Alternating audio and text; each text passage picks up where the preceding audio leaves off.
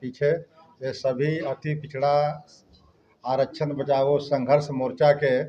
वरिष्ठ साथी हैं, संयोजक मंडल के कोर ग्रुप के सदस्य हैं। नीतू सिंह निषाद जी हैं, हसनैन अंसारी साहब हैं, अजय कानू जी हैं, शिवपूजन ठाकुर जी हैं, इंजीनियर आशीष नारायण हैं, महेंद्र भारती जी हैं, ठिठर पंडित जी हैं। ये सभी लोग हमारे उस कोर ग्रुप के मेंबर हैं और आज है आपके बीच में मिलने का प्रसंग ये रहा कि हम लोग यह लोकसभा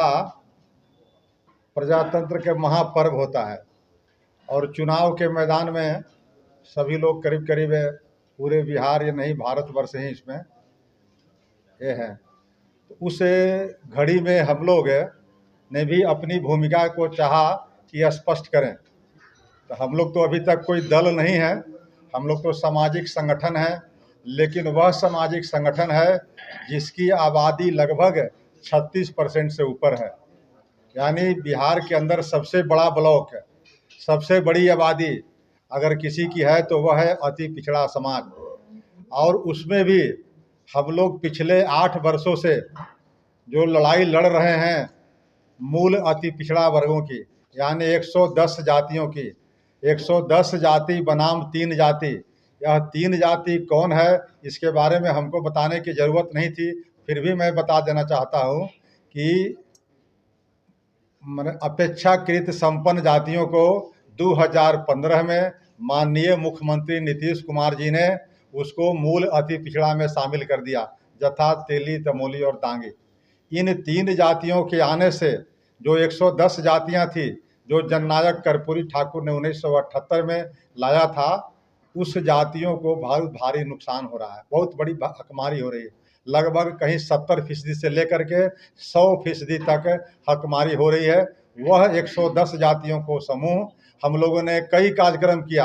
हम लोगों ने रथ यात्रा किया, पद यात्रा किया, अति पिछड़ा आरक्षण बचाओ सम्मेलन किया। उसके बाद भी नहीं अभी हुआ तो बिहार विधानसभा का घेराव भी हम लोगों ने किया, उस पर लाठियां भी चटकाई गई हमारे प्रदर्शनकारी साथियों पर। अभी चुनाव के वक्त में हम लोगों ने कोर कमेटी के लोगों ने बैठक किया और बैठक करके यह निष्कर्ष पर पहुंचे हैं कि 110 जातियों का आज जो सबसे बड़ा मूल सवाल है, उस सवाल के सबसे बड़े दुश्मन, उस सवाल के सबसे बड़े जो खिलाफ करने वाले व्यक्ति हैं, जिनके खिलाफ हम लोग को आज आंदोलन में आना पड़ा, उस व्यक्ति का नाम है माननीय मुख्यमंत्री नीतीश कुमार जी। तो नीतीश कुमार जी के एक कदम से वह काला कानून जिस दिन बनाया उन्होंने कि यह संपन्न 3 जातियों को मूल अति पिछड़ा में डाल दिया, 8 साल पहले उसी की लड़ाई हम लोग पटना उच्च न्यायालय में लड़ रहे थे। उसके बाद अभी मामला सर्वोच्च न्यायालय में लंबित है और अभी हम लोग सड़क पर भी लड़ाई लड़ रहे हैं। तो उस लड़ाई के सबसे बड़ा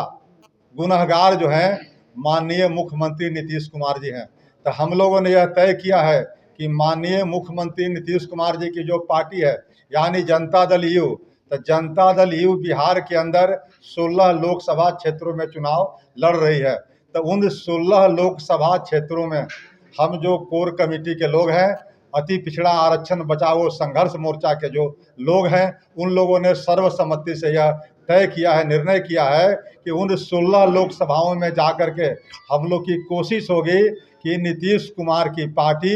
एक भी लोकसभा से जीतने नहीं पाए। ये हमारा पहला ये संकल्प है। इस संकल्प को आपके माध्यम से हम लोग शेयर कर रहे हैं और इस अभियान को कल से लेकर के हम लोग 16 लोकसभा क्षेत्र में घूमने का काम करेंगे। इस आशय की जानकारी आपके माध्यम से बिहार के लोगों तक चली जाए और जहां अगर नहीं जा पाएगी वहां हम लोग स्वतः और साक्षात रूप से पूरे टीम के साथ 3 गाड़ी हो 4 गाड़ी हो, हम लोग पूरा टीम जा कर के वहाँ के लोगों से मिल कर के वहाँ के लोकल मीडिया के द्वारा भी या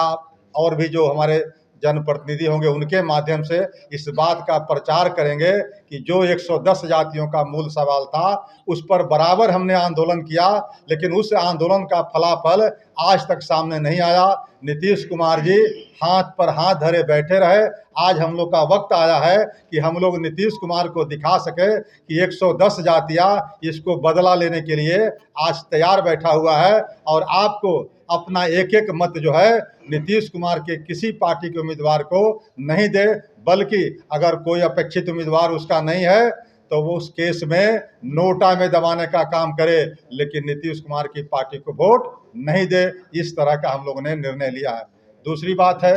कि हम लोग मोर्चा से कुछ वैसे उम्मीदवारों को समर्थन कर रहे हैं जो निर्दलीय के तौर पर लड़ रहे हैं। उस निर्दलीय पे तौर पर लड़ने वाले उम्मीदवारों को भी हम लोगों ने, हमारी मोर्चा ने यह तय किया है कि उन लोगों को भी वहां जा करके हम लोग